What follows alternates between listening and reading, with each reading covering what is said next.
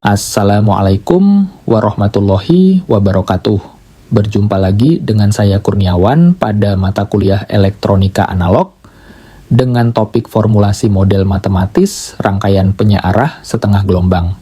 Ketika kita hendak membuat suatu produk apapun, pasti diawali dengan adanya suatu analisis kebutuhan, yaitu kebutuhan mengapa kita hendak membuatnya dan bagaimana produk tersebut akan digunakan. Pada analisis kebutuhan juga diperlukan pemahaman tentang prinsip kerja dan spesifikasi dari produk yang direncanakan. Selanjutnya, kita dapat memodelkan produk tersebut berdasarkan analisis kebutuhan yang telah kita rumuskan. Model bisa dalam bentuk fisik, seperti maket atau prototype.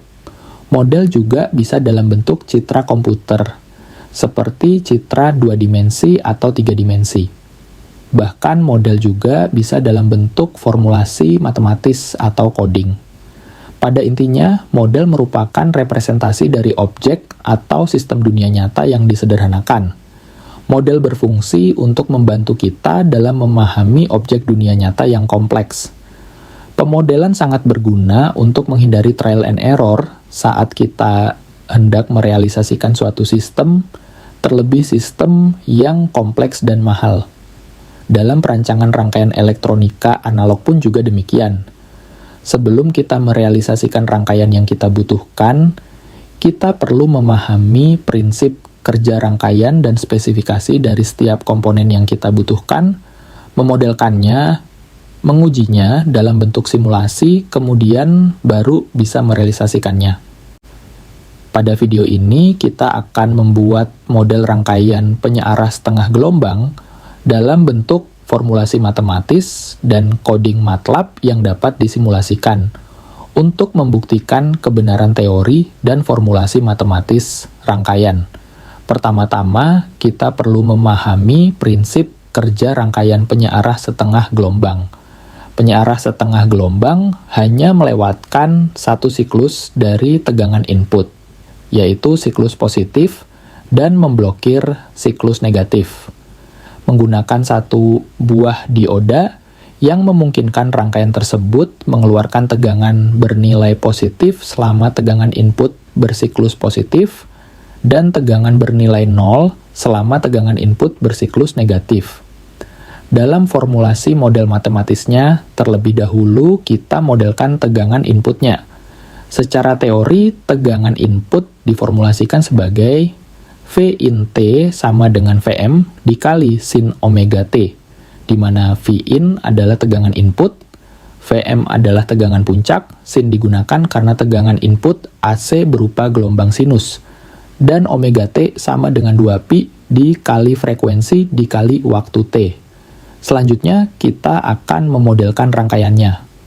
Dalam pemodelan rangkaian penyearah setengah gelombang, yang perlu kita modelkan adalah bagaimana rangkaian tersebut mengolah tegangan input menjadi tegangan output.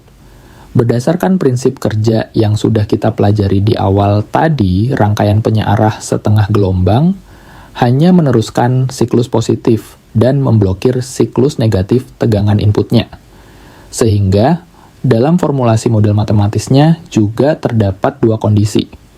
Kondisi pertama, ketika omega T lebih besar dari 0 dan lebih kecil dari pi, maka V out IT sama dengan Vm dikurangi Vf dikali sin omega T.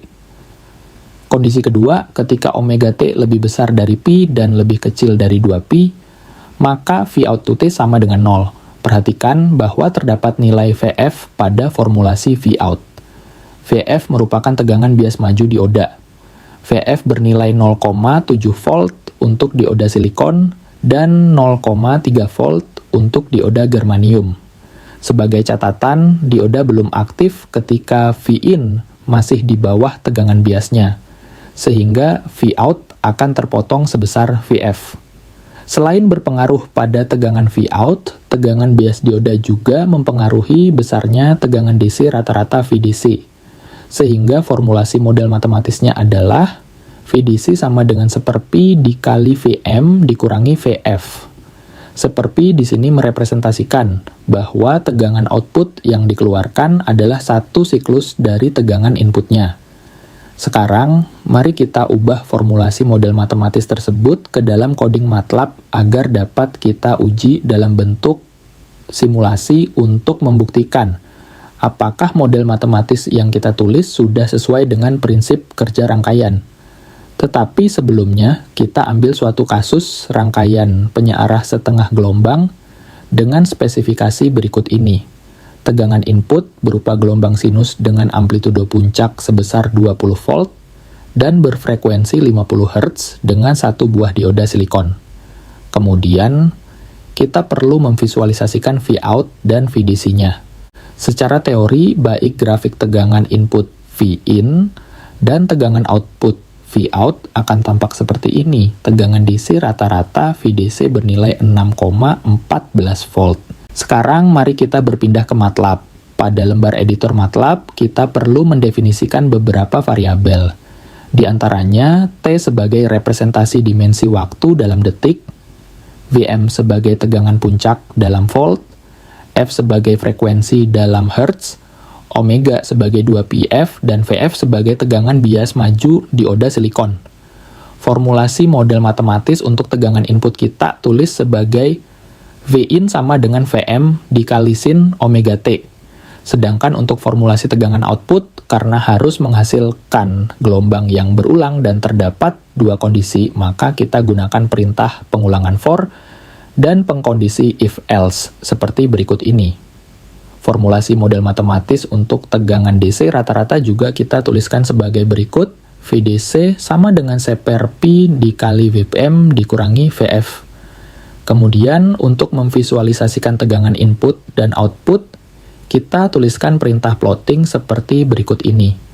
Sekarang, mari kita jalankan simulasi model yang kita buat untuk mengujinya apakah visualisasi dari coding MATLAB yang kita buat sesuai dengan prinsip kerja berdasarkan teori.